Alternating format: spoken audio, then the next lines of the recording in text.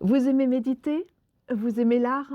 Alors bienvenue sur ma chaîne Yoga Shakti. Je me présente, je m'appelle Patricia Laforce-Rio et je suis enseignante de yoga. Aujourd'hui, je vous propose une expérience immersive et méditative à travers une œuvre d'art, Le voyageur contemplant une mer de nuages de Caspar David Friedrich. Pour vous accompagner dans cette méditation guidée, je suis ravie d'être rejointe par Alexia, étudiante en histoire de l'art, qui nous parlera de l'artiste et de sa peinture dans ce nouvel épisode de Yogi Art.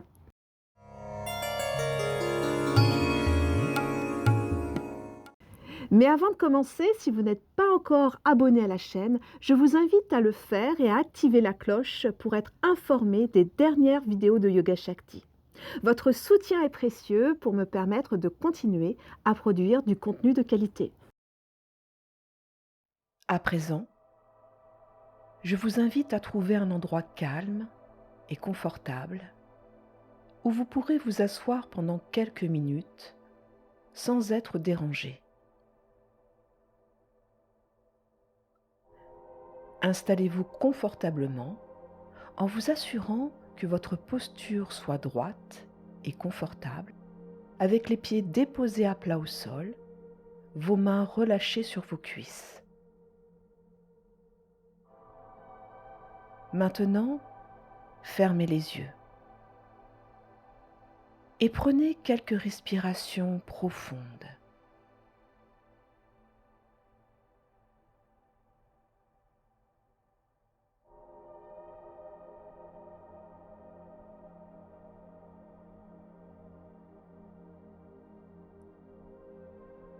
Puis, prenez conscience de la position de votre corps.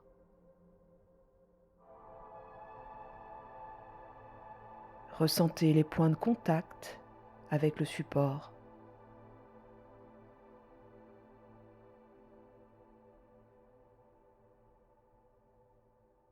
Scannez mentalement votre corps en remontant doucement de la tête aux pieds.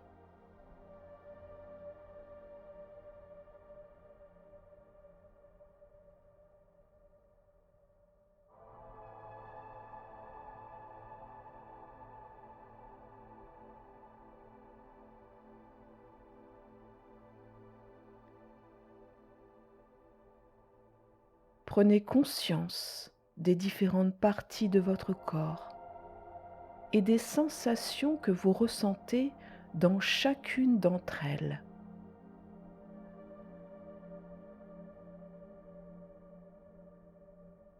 Observez les endroits où vous ressentez peut-être des tensions, de la douleur ou de l'inconfort.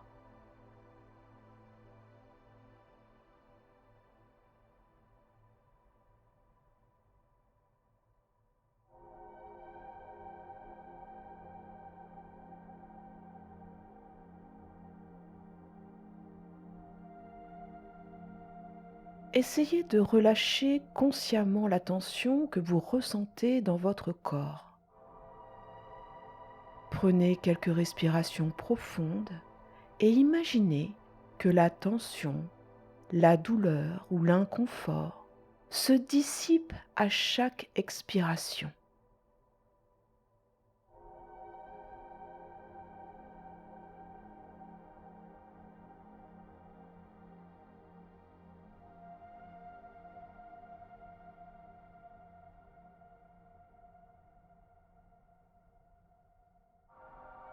Maintenant, portez votre attention sur votre respiration.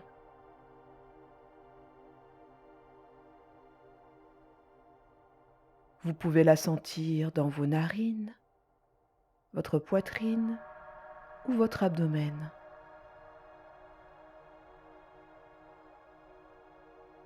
Essayez de ne pas modifier votre respiration, mais simplement de l'observer.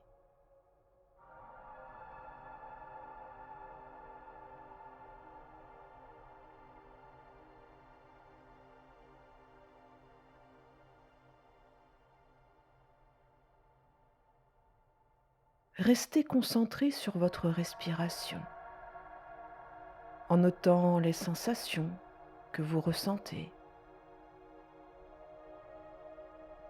Vous pouvez noter la durée de l'inspiration et de l'expiration, la profondeur de la respiration, le rythme et le son.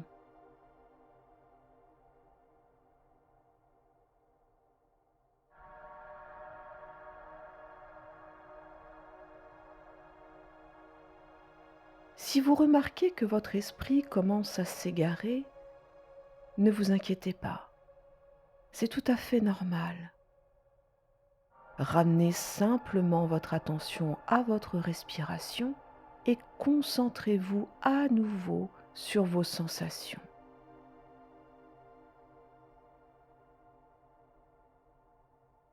En étant conscient de votre respiration, vous aidez votre esprit à rester présent et à se détendre.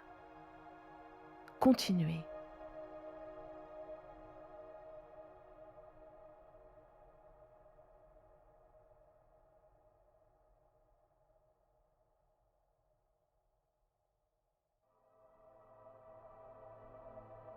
Prenez à nouveau quelques respirations profondes et relaxantes.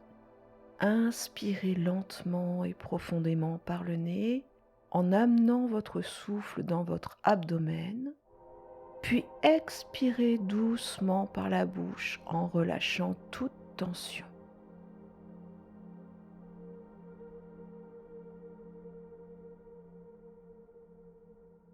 Répétez cette respiration profonde plusieurs fois encore pour vous sentir de plus en plus détendu.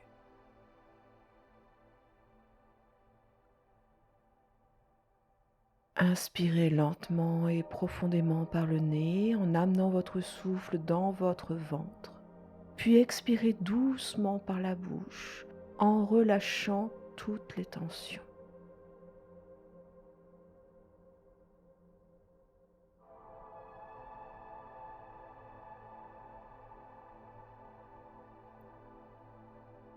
Maintenant, laissez-vous guider dans cette rencontre immersive avec l'art. Ouvrez les yeux doucement et concentrez-vous sur le tableau. Examinez-le attentivement et essayez de vous immerger dans l'œuvre.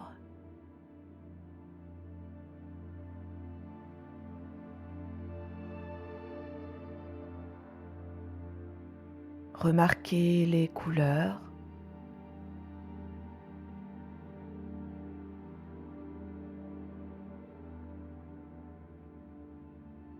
les textures.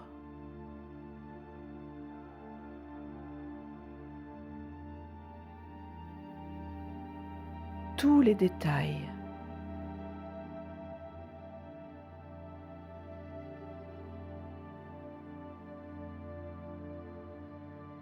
Observez les nuages, les montagnes et le personnage au premier plan.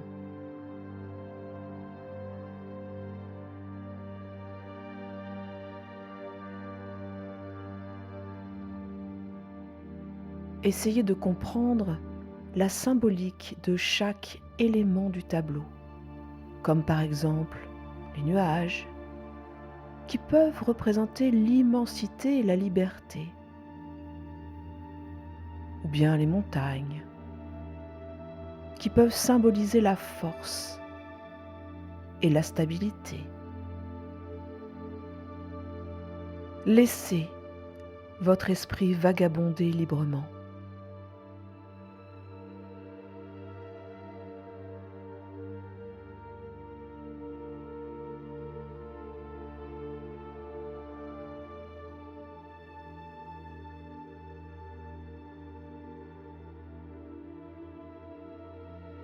Prenez note de vos sentiments et émotions en regardant l'œuvre.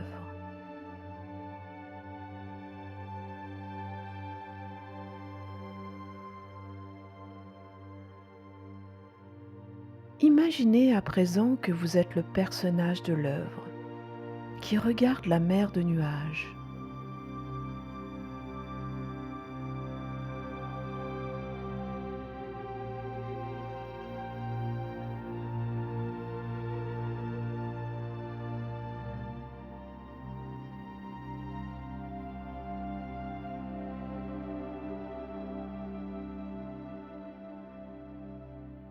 Remarquez comment vous vous voyez en regardant le personnage contemplant cette mer de nuages. Que ressentez-vous?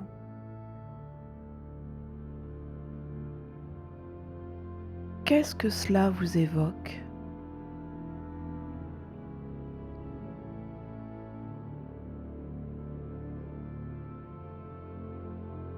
Comment cela résonne-t-il en vous?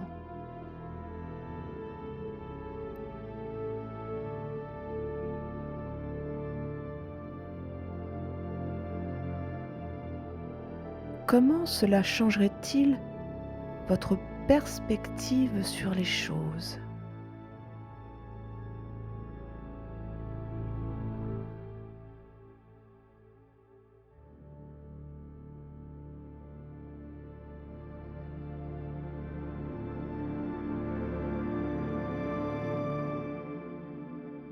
Essayez de comprendre le message que l'artiste a voulu transmettre à travers cette œuvre. Quel est le sens profond de cette représentation?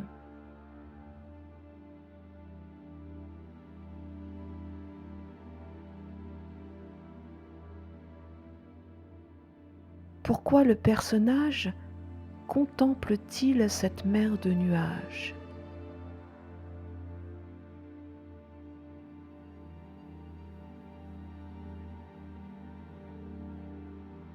Quelle est la signification de cette expérience pour lui?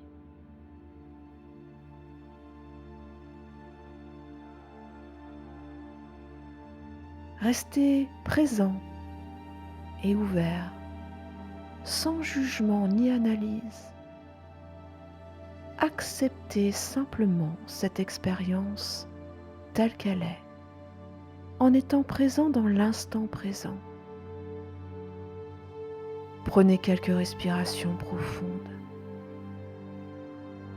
et ressentez la paix intérieure qui émane de cette expérience de méditation.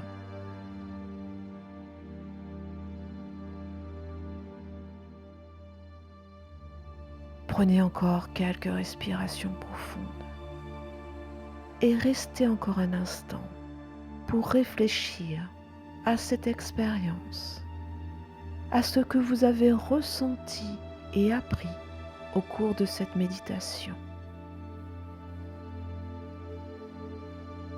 Puis remerciez l'artiste pour cette œuvre d'art et pour la beauté qu'elle a apportée dans votre vie. Alors, qu'avez-vous appris de vous-même et de cette œuvre d'art aujourd'hui? Prenez le temps de réfléchir à ces questions et n'hésitez pas à partager vos réflexions dans les commentaires. Personnellement, je trouve que cette œuvre incite énormément à la réflexion et à la contemplation. C'est une invitation à méditer sur la vie, la nature et l'homme, et en fonction de notre propre expérience et de notre propre perception du monde, ce tableau peut être interprété de nombreuses façons. Qu'est-ce qui rend la méditation sur l'œuvre d'art de Caspar David Friedrich enrichissante? Cette œuvre d'art est connue pour son contenu émotionnellement chargé et sa capacité à inspirer une réflexion profonde. En méditant dessus, on peut explorer des questions philosophiques importantes telles que la relation entre l'homme et la nature, la signification de la vie et la perspective de la mort. Comment l'œuvre d'art de l'artiste peut-elle inspirer une réflexion philosophique? Le voyageur contemplant une mer de nuages est une représentation romantique de l'homme face à la nature. Le personnage principal se tient debout sur un rocher en haut d'une montagne, contemplant un paysage à couper le souffle de nuages ondulants. Cette scène peut susciter une réflexion sur la fragilité de l'homme face à la grandeur de la nature, ainsi que sur notre place dans le monde et notre relation à l'environnement. Mais du coup, comment la méditation sur cette œuvre peut-elle encourager la réflexion sur la signification de la vie? La silhouette solitaire du personnage principal peut rappeler à certains la solitude de l'existence humaine et le sentiment d'isolement face à des questions existentielles. Cette œuvre peut également encourager la réflexion sur les rêves et les aspirations de l'individu, ainsi que sur la poursuite de son propre chemin dans la vie. En quoi la méditation sur l'œuvre de Friedrich peut-elle nous faire réfléchir sur la perspective de la mort? La représentation du personnage principal debout sur un rocher surplombant un paysage de nuages peut rappeler la métaphore de la vie comme un voyage, avec des moments de clarté et de moments d'obscurité. Cette œuvre peut également encourager la réflexion sur la façon dont la mort peut être perçue comme une partie naturelle de la vie et sur notre propre perspective sur la mort. En somme, la méditation sur l'œuvre de Caspar David Friedrich peut encourager une réflexion philosophique sur les thèmes importants tels que la relation entre l'homme et la nature, la signification de la vie et la perspective de la mort. Cette pratique peut nous aider à approfondir notre compréhension de nous-mêmes et du monde qui nous entoure. En méditant sur l'œuvre de Caspar David Friedrich, nous avons pu explorer des thèmes profonds que l'artiste a représentés dans son travail. Mais pour vraiment comprendre l'œuvre dans son ensemble, il est important de considérer le contexte historique et culturel dans lequel elle a été créée. Cela nous permettra de mieux saisir les influences et les motivations de l'artiste, ainsi que les messages qu'il cherchait à transmettre. Alicia, peux-tu nous parler de Caspar David Friedrich? Friedrich est un artiste allemand né en 1774. Très jeune, il possède un goût prononcé pour l'art. Il étudiera alors à l'Académie royale des beaux-arts de Danemark dès 1794. À la fin de sa formation, le jeune peintre décide de s'établir à Dresde, une ville dynamique sur le plan artistique. C'est un artiste connu pour ses œuvres romantiques, dont la plus connue est Le Voyageur au-dessus des nuages, peinte en 1818. En effet, Friedrich est un artiste romantique. Il s'agit d'un mouvement artistique et littéraire qui a émergé à la fin du XVIIIe siècle en Europe. Le romantisme cherchait à explorer les émotions, les sentiments et les expériences individuelles, plutôt que les règles strictes de la raison et de la logique prônées par les académistes. Dans quel contexte historique et culturel cette œuvre a été créée? Notre histoire se déroule en Allemagne. L'empereur François II dissout son empire en 1806. Il se met alors en place, après le congrès de Vienne, la Confédération germanique. Dans cet espace, on assiste à un éveil progressif du sentiment national. Il va se façonner autour de 3 éléments: la langue, la religion et la Révolution française. Une certaine effervescence culturelle et artistique se met alors en place, notamment à Dresde, villégiature de Friedrich. L'artiste était également intégré dans des mouvements philosophiques de son époque, tels que l'idéalisme allemand et la philosophie de la nature de Goethe. Ces courants de pensée valorisaient la contemplation de la nature comme moyen de comprendre le monde et soi-même. Et selon toi, quel est le message et la signification de l'œuvre? Le message ou la signification d'une œuvre est toujours sujet à interprétation, mais généralement, il est considéré comme une représentation de l'harmonie entre l'homme et la nature. En effet, on trouve ici un réel face-à-face avec la nature. La silhouette est ici monumentale et domine le paysage qui lui fait face. Selon le peintre, la nature est l'une des expressions du sublime. On l'utilise dans le langage courant pour exprimer une beauté d'un ordre supérieur. Mais c'est aussi un concept. Il vient surpasser le beau comme valeur esthétique. La notion de sublime peut être liée au sentiment de l'infini et de l'incommensurable, ce que l'on ressent tout particulièrement ici. L'œuvre est célèbre par l'utilisation de la figure de dos, ce qui permet aux spectateurs de s'identifier. Comment l'utilisation de la lumière, de la couleur et de la composition contribue-t-elle à l'effet émotionnel de l'œuvre? On assiste dans cette œuvre à la rencontre entre l'homme et l'infini. Le contraste est marqué. Le premier plan est bien plus sombre que le dernier, ce qui donne une impression de vide pictural. On devine le gouffre qui s'étend sous cet homme solitaire, ce qui nous donnerait presque le vertige. En effet. Comment l'œuvre de l'artiste s'inscrit-elle dans le mouvement artistique romantique du XIXe siècle?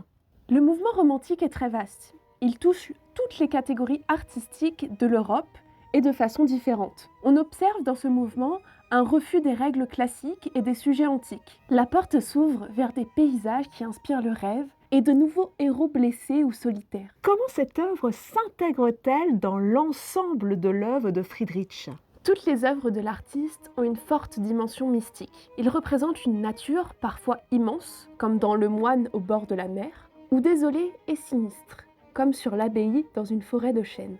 On trouve dans chacune de ces œuvres les questionnements romantiques avec une certaine mélancolie et solitude et une représentation majeure de la nature. Comment cette œuvre a-t-elle été reçue par le public et la critique à l'époque de sa création?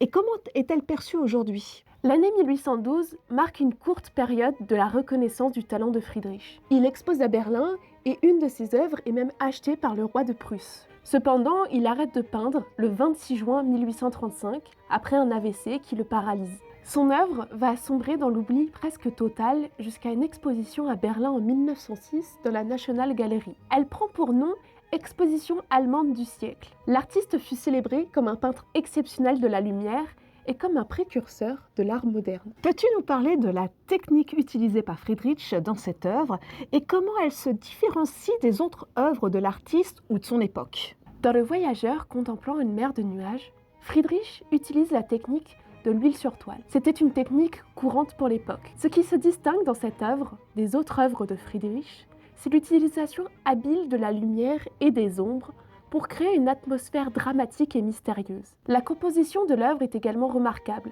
avec la silhouette du voyageur solitaire surplombant un paysage montagneux couvert de nuages. Cette représentation d'un individu comme une petite silhouette devant un paysage immense est devenue l'une des caractéristiques les plus distinctives des œuvres de Friedrich.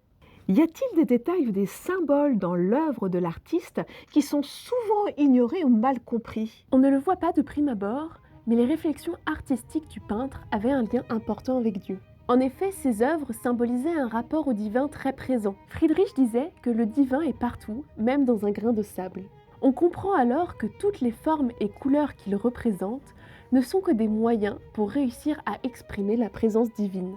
On trouve cette présence religieuse dans toute chose, dans son retable de Taschen.